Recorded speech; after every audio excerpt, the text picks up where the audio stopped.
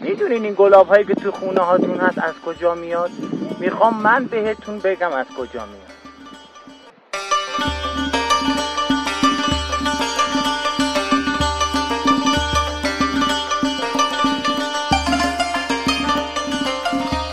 شرایط منطقه‌ای که گل تون پرورش پیدا میکنه چطوری باشه؟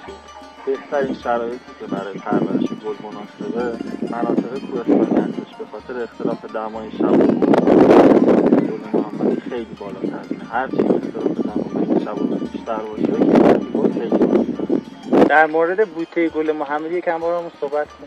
بله، این گیاه در اصل گل رز هستش. یکی از صدها گونه این گیاه که اسانس و محبوبیت خیلی بالایی داره. برای گلابگیری استفاده میشه. البته این گیاه گونه‌های دیگه‌ای هم داره که فقط جنبه تزیینی داره. کشاورزان برای اینکه برای گلابگیری استفاده کنن باید اون گونه‌ای که اسانس خیلی بالایی داره رو انتخاب کنن و کشت کنن. یار محمد جان، بله شغلت همینه؟ آره شغلم همینه. یک ماه گل میچینیم، گل از مو وردارین مونم درآمد داشته باشیم. زندگی مونم